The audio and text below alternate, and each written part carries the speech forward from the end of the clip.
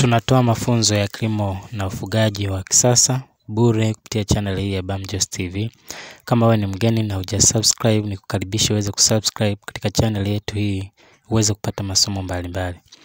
Leo nimekuletea mbinu ya kupambana na ugonjwa wa mfumo wa hewa au magonjwa ya mfumo wa hewa, na leo nitajikita katika kutibu kikohozi pamoja na uvimbe kwa kutumia mbinu mpya tofauti na niliyoitoa hapo kabla. Mbinu hii utatumia mbinu ya dawa ya Ampiclox.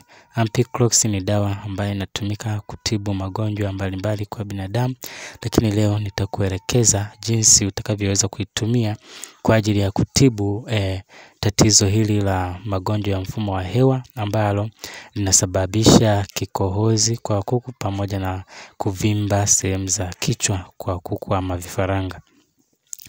Magonjwa ya mfumo wa hewa yapo mengi na bakteria wanaosababisha magonjwa hayo ni wengi, na dalili zinafanana, lakini bakteria wapo wa aina mbalimbali. Ndio maana magonjwa ya mfumo wa hewa ni mengi, na unaweza ukaona dalili kama vile kukohoa, kupiga chafya ama kutoa udenda mdomoni, ukanunua tu dawa za kutibu magonjwa ya mfumo wa hewa na zisifanye kazi. Kumbe bakteria ambaye amesababisha tatizo hilo la mfumo wa hewa hajapatwa na dawa hiyo. Na leo nitakuonyesha tatizo la kikohozi pamoja na uvimbe ambapo tatizo hili linasababishwa kwa kiasi kikubwa na bakteria wanaosababisha magonjwa ya mfumo wa hewa sugu, yani chronic respiratory diseases kwa kuku.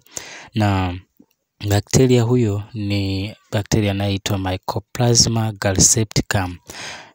Huyo ni mojawapo ya bakteria anayesababisha tatizo la kikohozi pamoja na kuvimba. Bakteria huyo ndiye anayechangia kwa kiasi kikubwa kuvimba kwa kuku, na usiposhughulikia tatizo hili kuku wako anashindwa kuona na hatimaye atakufa kwa njaa pamoja na ugonjwa unaomshambulia.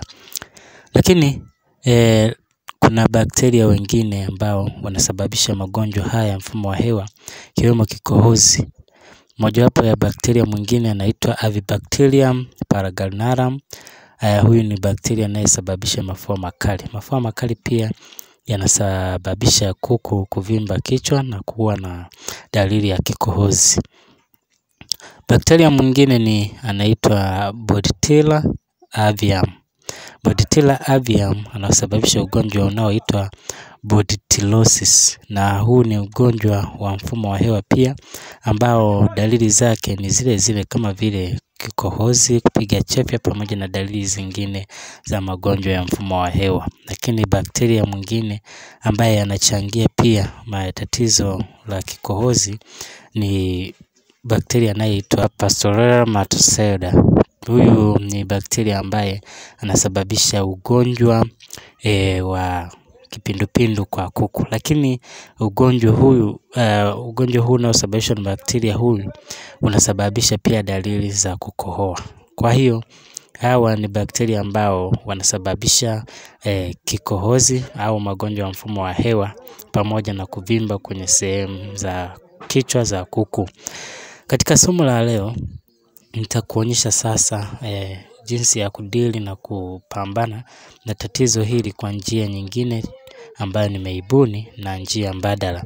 Lakini pia sababu zingine zinazoweza kusababisha kikohozi kwa kuku ni pamoja na magonjwa ya virusi. Magonjwa ya virusi yanaweza kusababisha kuku kukoroma ama kukohoa, lakini pia sababu za kimazingira kama vile vumbi pamoja na hali ya ubaridi, yote haya yanaweza yakasababisha tatizo hilo la kikohozi kwa kuku. Unapokuwa ukipambana na tatizo hili au changamoto hii, unatakiwa ubaini chanzo cha tatizo. Na leo nitakufundisha mbinu mbadala. Unapokuwa ukidili na tatizo hili, kuna baadhi ya kuku au vifaranga wanakuwa wanazidiwa, wanakohoa kwa kukoroma na wanakohoa kwa shida, lakini wanapumua kwa shida, lakini wengine wanakuwa na ahueni Kwa hiyo ushauri wa kwanza unatakiwa uwaangalie wale waliozidiwa na koroma sana na wanaopumua kwa shida na waliovimba. Mara nyingi huwa sio kuku wote wanaweza wakafikia hiyo hali na watenge hawa, lakini wale wengine wazima watengenezee dawa ya kutibu mafua makali pamoja na magonjwa yote ya mfumo wa hewa, dawa za asili ambazo nimekufundisha kwenye channel hii ya Bamjos TV. Unachopaswa kufanya labda nikugusie tu kwa tatizo la kikohozi pamoja na uvimbe. Kwa dawa zinazotibu kwa haraka, tafuta dawa ya majani ya mpera pamoja na majani ya mbazi. Somo hili nimeshalitoa. Tafuta pia pilipili kichaa, tangawizi na swaumu. Twanga hiyo michanganyiko na uchemshe kwenye maji lita 5 mpaka lita 10. Kiwango ni kuanzia gramu 5 kwa kila kiambata, ama viganja 2 kwa dawa za majani na dawa zile za unga kijiko kimoja. Chemsha na uwape. Ukiwa unaendelea na matibabu hayo, sasa nikupeleke kwenye kushughulika na tatizo la hawa ambao wamezidiwa, wenye uvimbe na wanaokoroma. Cha kwanza, tafuta dawa inayoitwa Ampiclox. Dawa hii itaenda kufanya kazi kubwa ya kutibu kikohozi, na kikohozi ambacho kinaweza kusababisha madonda kwenye koo itaenda kutibu, lakini pia kazi nyingine itaenda kutibu uvimbe ambao unasababishwa na bakteria hawa wanaosababisha magonjwa ya mfumo wa hewa, hususan bakteria anaitwa Mycoplasma galsepticum, ambaye huyu bakteria anasababisha magonjwa ya hewa, mfumo wa hewa, magonjwa sugu ya mfumo wa hewa. Kwa hiyo kiwango unatakiwa uchukue kidonge kimoja ukigawe nusu. Kwa kuku mkubwa mnyweshe nusu asubuhi na nusu jioni kwa muda wa siku 3.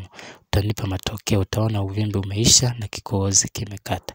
Kwa vifaranga unatakiwa ukate hiyo dawa uigawanye mara 3, umpe nusu, yani ugawanye hicho kidonge sehemu 3. Sehemu ya kwanza umpe asubuhi, mchana na jioni kwa muda wa siku 3.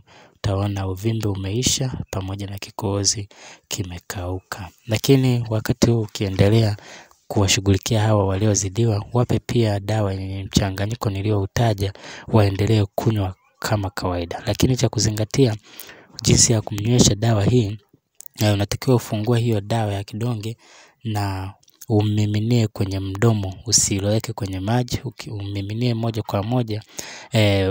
Yale matemate ndiyo yatakayoyeyusha hiyo dawa, na atakuwa ukimpa hiyo dawa atakuwa na kohoa, na ndivyo dawa inavyopenya na kuingia katika mwili wake. Lakini pia ukiona anakohoa ndaa maji kidogo, umnyweshe ili asije akapaliwa na hiyo dawa, kwa sababu huwa ni dawa ya unga.